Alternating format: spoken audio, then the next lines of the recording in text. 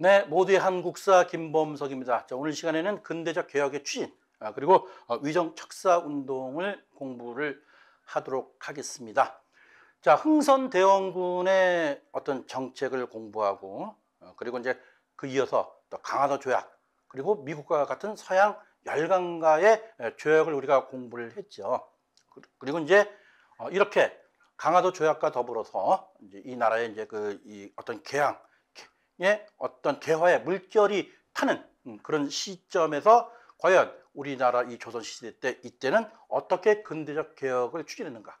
그리고 이와 반대로 이렇게 개혁을 좀 하려고 그러는데 그동안 500여 년 동안 쭉 이어왔던 어떤 성리학을 바탕으로 한 유생들의 어떤 강력한 반발, 그것이 일종의 보면 위정척사라는 거죠. 위정, 바른 것을 지키고 사악한 것은 물리친다. 뭐 그런 뜻의 내용이 위정척사 운동이죠. 이 두 가지를 이제 잘 비교를 해서 공부하는 그런 시간을 갖도록 하겠습니다. 자, 정부의 개화 정책을 먼저 보도록 하겠습니다. 자, 1차 수신사. 그동안 우리가 조선과 일본은 어떤 명칭으로 서로 왕래를 했죠? 통신사라는 명칭을 가졌었잖아요. 그래서 조선과 일본, 즉 우리가 일방적으로 일본에 가서 문물을 갖다가 전해줬던 그런 통신사, 1811년까지 약 12번 정도 갔고, 대마도에서 마지막으로 한번 통신사의 어떤 교류가 있은 이후에 끊겼다가 근 한 60년, 한 70년 정도 흘렀죠. 그런 상태에서 한 65년 됐구나. 1811년도니까요. 정확히 1811년도에 끝났으니까 65년 뒤에 드디어 이제 다시 한번 일본으로 건너가게 되는데, 그것이 바로 1차 수신사, 즉 강화도 조약이 맺어지고 첫 번째로 이제 간 것이 수신사다. 자, 이때는 뭡니까? 어떤 뭐랄까, 두 나라가 동등하다. 그런 입장에서 수신사다. 이렇게 이제 명칭을 바꿨다. 이렇게 일단 제가 설명을 드리도록 하겠습니다. 이때 1차 수신사로 갔던 첫 번째 인물이 김기수라는 그런 인물이죠. 자, 이 김기수라는 이 사람이 이제 1차 수신사로 가서 일본에 가서 뭐 여러 가지 이제 정계 뭐 높은 사람 만나겠죠. 거기에 대해서 이제 기록했던 그 책이 일동기유라는 책자가 나오네요. 자, 요것은 이제 그 일본을 갔다 와서 자기가 만든 그런 책이죠. 1877년도에 이 책을 발간하게 됐는데, 주로 일본의 정치, 경제, 사회, 문화를 걸쳐서 자기가 보고 느낀 것을 갖다가 총 4권에 걸쳐서 만든 그런 책이었습니다. 자, 이렇게 해서 일단 일본의 문물을 시찰하고 또 와서 고종한테 보고를 했겠죠. 하지만 고종한테 보고했던 내용은 큰 내용은 없고 그냥 그저 일본이 조금 뭐 많이 개화가 된 것 같다. 특별히 우리나라에 뭔가 불길하게 예감, 뭐 이런 조짐은 못 봤다. 아주 상당히 잘해줬다라는 등 좀 유치한 말을만 해서 오히려 일본이 어떻게 개화됐는가 해서 좀 심도 있게 보고를 안 했다라는 점이 조금 마음에 걸리네요. 자, 그 다음에 이제 2차 수신사가 가는 거죠. 명칭이 바뀐 거죠. 2차 수신사 이제 명칭이 바뀐 게 아니라 2차로 이제 가게 된 거죠. 그 인물이 바로 이제 김홍집이죠. 자, 김홍집은 이제 우리가 가보 개혁 이후에 이제 뭐 죽음을 맞이하지만은 상당히 똑똑한 그런 인물 중에 한 명이었죠. 자, 그래서 이 김홍집이 일본에 갔을 때 청나라 외교관, 그 황준생이라고 그랬죠. 그래서 조선 책략이라는 책을 갖다가 얻어가지고 오죠. 물론 이 조선 책략이 우리가 보통 시험 공부할 때 이제 황준생 뭐 이렇게 해서 이제 그 사람이 이제 졌다 그랬는데, 사실 그 사람이 진 것보다는 그 위에 있는 어떤 상급자죠. 그 사람의 이제 어떤 그 사상을 갖다가 이 사람이 황준생이 정리해 놓은 걸 갖다가 가지고 온 거예요. 자, 이 조선 책략의 내용이 뭐였습니까? 우리 저번 시간에도 얘기했지만은 중국하고는 당연히 친하고, 일본과는 잘 맺어야 되고, 그 다음에 또 미국과는 연합하자. 이런 글자. 그 목적은 러시아를 갖다가 남하를 방어한다. 그러니까 아주 그러면 청나라 입장에서 조선한테 좀 조언을 해준다라고 이렇게 한 책을 가지고 왔는데, 이것이 우리 국내에 들어와서 많이 유포가 돼서 개화 정책에 많이 반영이 되었다라고 우리가 이렇게 알고 있죠.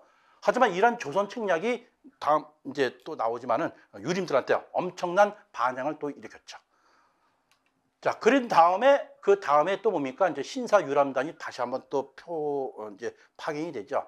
근데 신사유람단 그러면 신사 양복 입은 젠틀맨이 뭐 유람 놀러 간다 이러한 그 이미지가 너무 강하죠. 그래서 다른 용어로 조사 시찰단 일본이 어떻게 이렇게 개항한 이후에 발전됐느냐 이걸 갖다 뭔가 좀 더 한층 더 심층 있게 조사한다. 뭐 그런 차원의 이제 용어로 보시면 될 것 같아요. 여기에 보면은 뭐 육일준 그러니까 수행원이죠. 이렇게 또 해서 김홍집에서 이제 쭉 가게 되는 거죠. 자, 그래서 이제 1881년 조사 시찰단 이때 이게 이렇게 가게 된 이유는 김홍집이가 이제 2차 갔다 왔다가 이제 고종한테 한 번 더 보내야 될 것 같다 해서 건의에 따라서 이때 갔던 인물들이 뭐 홍영식, 박정량, 어윤중 해서 한 총 60여 명이 일본 문무를 갔다가 시찰해서 돌아온 거. 근데 이때 갔을 때는 말이죠. 그냥 공개적으로 간 게 아니라 워낙에 이때 당시에 위정 척사파들이 막 반대 막 이런 막 상수 올리고 막 이랬던 시절에 가지고서 몰래 비공식적으로 출발했죠. 그래서 이제 비밀리에 뭐 민정 시찰을 위해서 뭐 암행어사라는 뭐 이렇게 명목으로 해서 개별적으로 서울로 떠나서 서울을 떠나 가지고서 부산에서 집결해 가지고서 일본을 갔다. 그러니까 이때 당시 얼마나 개화파의 활동이 좀 곤란한 조건에서 이루어졌는가를 한 일단을 좀 이게 보여줄 수 있는 그런 거였죠. 이것이 신사유람단. 저는 신사유람단보다는 조사 시찰단이 더 맞는 그런 용어로 보고 있습니다. 자, 그런 다음에 또 중국 청나라의 이때 당시 막강한 실력자였죠. 이홍장이라는 인물이 있어요. 자, 물론 천일전쟁 때 이토 히로부미하고 이제 이 조약을 했던 그런 인물 중에 하나죠. 그래서 이홍장이라는 인물이 이 권유해서 뭐 김윤식 옹건 개화파의 한 인물이죠. 청나라에 파견을 해서 천진의 어떤 기기국에서 무기 제조법 그리고 또 군사훈련 그리고 외국어 학습 등을 했죠. 자, 이렇게 이게 유학생까지 보내서 하다가 그 다음 해에 뭡니까? 이모군란이 이제 발생이 돼요. 그래가지고 조기 기국을 또 했어요. 그 정도 하면 되겠습니다. 자, 이 기국에 가서 그 무기 제조법 이런 걸 이제 배우다 보니까는 근대적 무기 제조 또 기구에 큰 영향을 끼쳤죠. 그래서 기국에서 만든 것이 바로 기기창이다 이렇게 보시면 되겠습니다. 자, 그다음에 이제 보빙사가 있죠. 자, 보빙사는 뭡니까? 1883년도인가요? 그럼 미국과 이제 수교를 맺게 되죠. 서양 최초로 맺은 조약을 맺은 그런 미국이죠. 여기에 이제 민영익, 또 홍영식, 서강범, 유길진 이런 사람들을 갖다가 미국으로 파견해서 최초로 서양의 문물을 갖다가 견문하고 돌아오죠. 자, 여기 보면 뭐 이 사진도 많이 우리 보던 역사책에서 많이 봤지만은 뭐 민영익 또 민영익은 이제 뭐라 그럴까요? 뭐 민비의 그런 저기죠. 그 인물이고 또 홍영식, 서강범 다 갑신정변 후에 이제 이런 큰 사건을 일으키는 주역들이 이때 보빙사로 갔었다. 이렇게 보시면 되겠습니다. 그래서 미국의 선진적 어떤 우편 제도를 참고해서 홍영식이가 와서 뭡니까? 우정국을 설치를 건의를 하죠. 그래서 우체국 제도를 만드는 거죠. 바로 그것이 갑신정변의 시발점. 요건 이제 갑신정변 때 다시 한번 깊게 한번 살펴보도록 하겠습니다. 자, 이렇게 지금 그 강화도 조약 이후 이렇게 지금 뭐 조사 시찰단 수신사 해가지고서 보빙사까지 한번 살펴보았습니다. 자, 이것이 현재 조선시대 때 어떤 근대적 개혁을 하는 그런 과정이죠. 그리고 이제 개혁기구도 설치를 했죠. 그래서 1880년에 통리기무아문이라는 그러니까 오늘날로 하면 이제 외무부죠, 외무부. 외무부를 갖다가 설치를 하고 그 다음에 조선시대 때 어떤 그 군대 체제가 뭡니까? 오군영이죠. 오군영. 그래서 이제 뭐 훈련도감, 또 뭐 어영청, 그리고 총융청, 금이영, 수호청 이런 오군영. 대부분 뭐 한 4개 정도는 이제 인조 병자호란 이후에 만든 그런 군영이고 이제 숙종 때 금이영을 만들었나요? 이렇게 5군영을 이제 설치를 했는데 이것을 갖다가 개혁기구를 설치하면서 개화와 더불어서 두 가지로 무의형, 장의형으로 이제 대편한 거죠. 두 개로. 그러다 보니까 뭡니까? 군대 수가 줄어든 거죠. 그리고 또 신식 군대인 별기군을 또 창설을 해서 일본군 교관을 또 통해서 신식 군대를 만들었다. 근데 별기군은 사실은 이제 양반들 자제를 갖다가 뽑아서 어떤 이제 장교거를 이제 만드는 그런 군대였죠. 이 별기군 때문에 또 이무군란이 또 발생하게 되는 그런 원인이 되죠.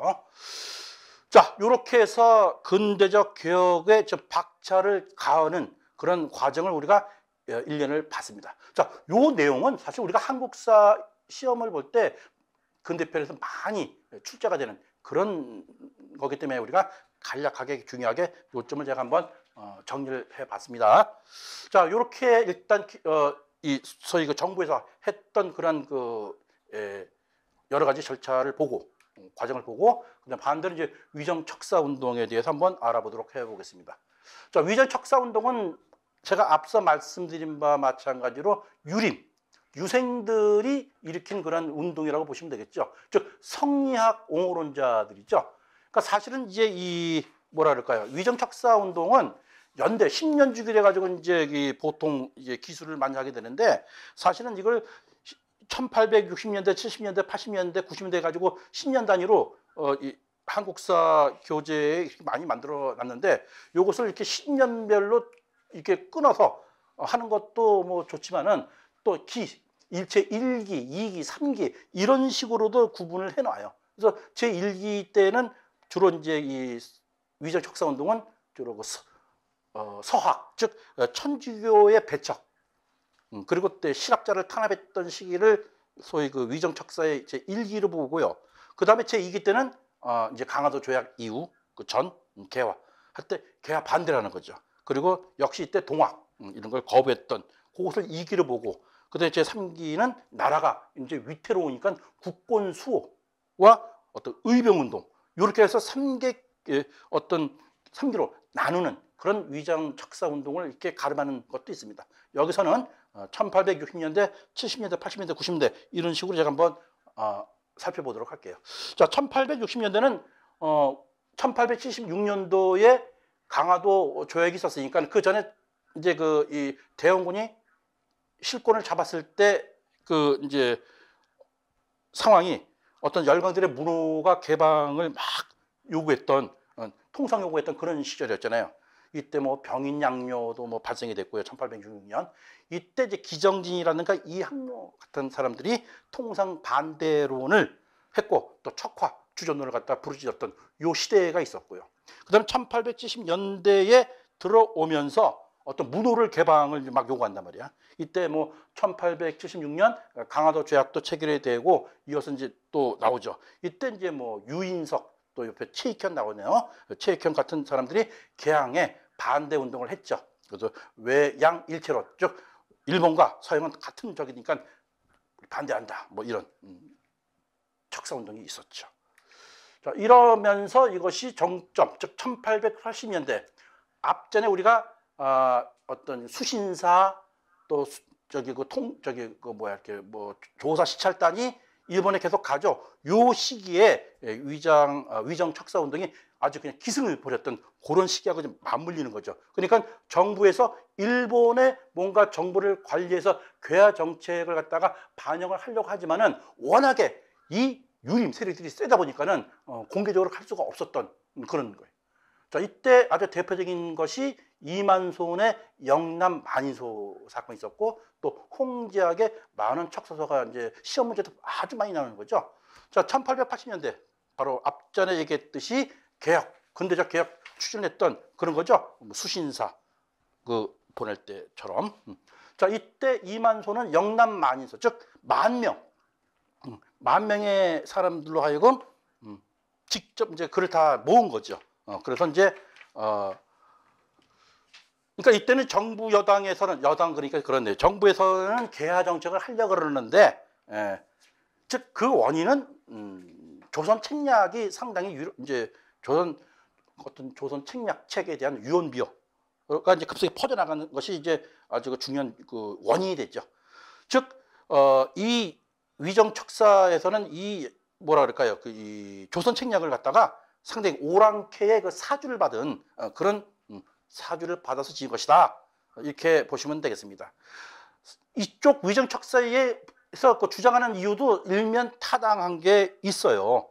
왜냐하면은 뭐 친중 그 조선 책략의 내용 중에 친중 그랬는데 우리가 언제 중국하고 친하지 않은 적이 있었냐 이거죠. 맞잖아요. 친한 게 아니라 거의 속국이었잖아요. 그러니까는 뭡니까? 이 조선은 이미 중국의 속방으로서 그 직분에 충실했는데 새삼스럽게 뭘 중국과 친하라는 거냐? 뭐 그런 적이 있고. 그다음에 또 일본을 어떻게 믿느냐? 그 강화도 조약도 그냥 이게 평화 조약이 아니고 불평등 조약이었잖아요. 즉 일본이 대포와 군사력을 이끌고 말 안 들면은 전쟁을 불사하게 가지고서 힘에 이끌려서 어쩔 수 없이 했던 조약 아니겠습니까? 그런 일본을 어떻게 일본과 결할 수 있느냐, 그죠? 그리고 미국은 사실 뭐 알지도 못했죠. 사실은 뭐 청나라하고 쪼고 했지만, 그죠? 그러니까 어떤 잘 알지도 못하는 미국을 끌어들였다가는 그들의 깸과 요구에 밀려서 감당하기 어려운 그런 국면에 처할 수가 있는데 왜 또 그렇게 하느냐? 그리고 러시아는 사실 우리하고는 관련도 없는데 왜 쓸데없이 그들을 갖다가 자극시키느냐? 이러한 이 뭐라 그럴까요? 논리를 가지고서 이제 반대를 한 거죠. 그러니까 백해무익하다. 한 가지 이로움이 없다. 이것이 바로 1880년대 위정 척사 운동의 핵심 키워드였죠. 자, 그래서 이 또 뭐 서학을 배우고 뭐 상공업을 갖다가 발전해서 힘을 다하라. 우리는 그렇게 안 해도 지금까지 잘 먹고 잘 살아왔다. 그 얘기예요. 그러니까 이것은 소위 천주교 사학을 전파하려는 음흉한 속셈이 깔려 있다라고 이제 주장을 하죠. 자, 이러한 내용이 바로 영남 만인소의 내용이고 약간 내용은 수정을 했습니다. 거기에 또 홍지학의 많은 척사서는 이러한 상황은 민씨 일가의 어떤 부정부패를 저지른 이런 민씨 일가도 큰 주범이다 라고 또 해가지고 홍적은 뭐예요? 이렇게 썼다가 완전히 고종에 그냥 열받게 만들어가지고 홍적은 많은 척사를 만들고 참 서대문인가요? 참수당해요. 그 정도 넘어가도록 하겠습니다. 자, 그러다가 1890년대 이후에는 뭡니까? 이제 국권이 거의 기울어져 가고 있는 거죠. 을미사변이 발생하고 민비가 시해당하고 또 갑오 개혁이 되고 단발령이 실시되고 이러다 보니까 야, 이거 안 되겠다. 우리가 뭔가 일어서야 되겠다 해가지고서 위름을 갖다가 죽으려 해가지고서 의병을 만들게 되죠. 요것이 이제 1890년대 이후에 이제 어떤 위정 척사 운동의 이제 그 흐름으로 볼 수가 있겠습니다. 이때 당시는 유림이 이제 의병 대장이 되고 그 밑에 일반 백성들이 이제 합세하는 그런 양상이었죠. 그 이후에는 이제 일반 백성들도 이제 의병 대장이 되고 하는 시기가 도래가 되긴 되죠. 자, 이렇게 해서 이제 위정 척사 운동을 갖다가 이제 시기별로 10년 단위로 해서 한번 정리를 해봤습니다. 이 내용들은 우리가 보통 한국사 시험 출제에도 아주 중요한 부분으로 출제해도 되고 또 이 부분은 우리가 잘 또 정리를 해야 될 것 같아요. 자, 근대적 개혁의 추진. 나라에서는 내가 자이든 타이든 간에 타이가 더 강했죠. 약육강식에서 뭔가 개혁을 추진을 하려고 했어요. 하지만 수백 년간 이루어온 이 유림, 성략파들은 결코 이것을 갖다가 용인하지 않았다. 이 두 가지의 서로 이제 그 대립 이런 양상이 바로 1880년대부터 1890년대까지 양립했던 그런 시기였다. 그래서 근대적 개혁의 추진과 위정 척사 운동을 잘 비교해서 한번 정리를 해 보았습니다. 자, 모두의 한국사 김범석이었습니다.